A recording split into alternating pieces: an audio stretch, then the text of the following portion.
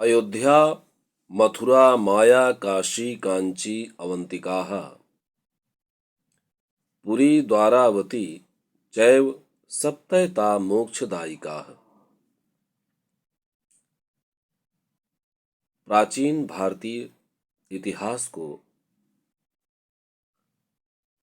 जानने के स्रोत के रूप में हम इस मंत्र के माध्यम से, इस श्लोक के माध्यम से हम उन 7 मोक्षदायिनी नगरों का, यानी कि सप्तपुरी, 7 पुरी माने शहर के बारे में ये पता जानते हैं कि अयोध्या, मथुरा, माया जिसको हरिद्वार कहते हैं, आज का हरिद्वार, काशी यानी कि वाराणसी, कांची यानी कि कांचीपुरम, अवंतिका यानी कि उज्जैन और द्वारावती यानी कि द्वारिका। तो इस श्लोक के माध्यम से ये 7 नगर जो कि प्राचीन काल के हैं, उनके विषय में हमें जानकारी प्राप्त होती है। तो इसी क्रम में, जैसा कि अपने पिछली वीडियो में हमने वेदों के बारे में आपको फैक्ट्स बताए थे, तो उसी क्रम में हम थोड़ा आगे बढ़ेंगे कि वेदों को संहिता कहा जाता है। जैसे अथर्ववेद में हमको इस बात की जानकारी दी गई है कि राजा परीक्षित कुरुओं के राजा थे। राजा परीक्षित कुरुओं के राजा थे और कुरु एक संपन्न समृद्ध प्रदेश हुआ करता था।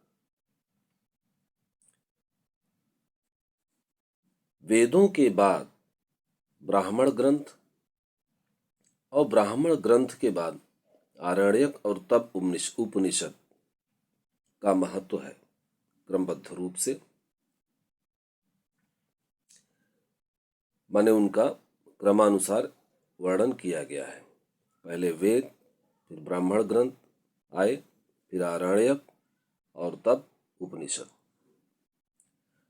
तो वेदों के बारे में मैंने फैक्ट कुछ आपको बताए और उसके अंदर बहुत से जो श्लोक हैं, जो मंत्र हैं, जो ऋचाएं हैं, या और भी जो संस्कृत में जो गद्य पद्य में हैं, तो वो सब जब हम जानते हैं, पढ़ते हैं, तो उसी के माध्यम से हम पूरा ऋग्वेद काल और उत्तर वैदिक काल के इतिहास को लिख पाते हैं या समझ पाते हैं। उस समय के समाज, उस समय के धर्म, उस समय के अर्थ के बारे में। अब ब्राह्मण ग्रंथ की चर्चा कर लेते हैं। ब्राह्मण 2 शब्दों से मिलकर बना है, ब्रह्म और यण। ब्रह्म का मतलब होता है यज्ञ और यण का मतलब होता है व्याख्या। तो यज्ञ की व्याख्या करना, ब्राह्मण ग्रंथ एक्चुअली में आए कि भाई जो वेद थे वो थोड़ा उनको समझने में कठिनाई हो रही थी। तो ब्राह्मण ग्रंथ के आने से, हर एक वेद के ब्राह्मण ग्रंथ के आने से, जैसे ऋग्वेद है, सामवेद है, यजुर्वेद है, अथर्ववेद है, उनके ब्राह्मण ग्रंथ आने से उनकी व्याख्या बड़े अच्छे से हो गई। जैसे ऋग्वेद का ब्राह्मण ग्रंथ ऐतरेय कौशिकी और सामवेद का ब्राह्मण ग्रंथ पंचविश, यजुर्वेद का ब्राह्मण ग्रंथ तैत्तिरीय और शतपथ, और अथर्ववेद का ब्राह्मण ग्रंथ गोपथ। तो इन ब्राह्मण ग्रंथों के माध्यम से हम वेदों की व्याख्या करते हैं। ब्राह्मण ग्रंथों में राजा परीक्षित के बाद और बिंबिसार के पहले, राजा बिंबिसार के पहले की घटनाओं के विषय में जानकारी प्राप्त होती है। ऋग्वेद बहुत महत्वपूर्ण बुक है प्राचीन भारत के बारे में जानने के लिए। और उसके बाद ग्रंथ तो बहुत हैं, लेकिन महत्वपूर्ण ऋग्वेद के बाद अगर कोई है ब्राह्मण ग्रंथ है तो वो है शतपथ। शतपथ ब्राह्मण, जो कि यजुर्वेद का ब्राह्मण ग्रंथ है।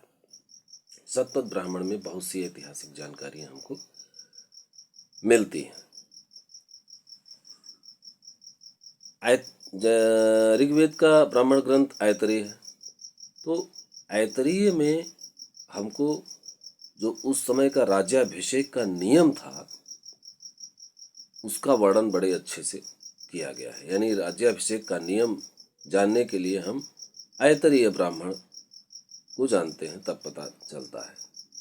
और उसी में कुछ प्राचीन जो अभिषिक्त राजा थे उनके विषय में हमको ऐतरेय ब्राह्मण से जानकारी प्राप्त होती है। और जो शतपथ ब्राह्मण है उसमें कुरु, पांचाल, शल्य, कैकय, विदेह इत्यादि जो उस समय के देश थे उनके विषय में हमको जानकारी मिलती है। तो ब्राह्मण ग्रंथ इस तरीके से वेदों की व्याख्या करने के लिए इनको प्रकाश में लाया गया।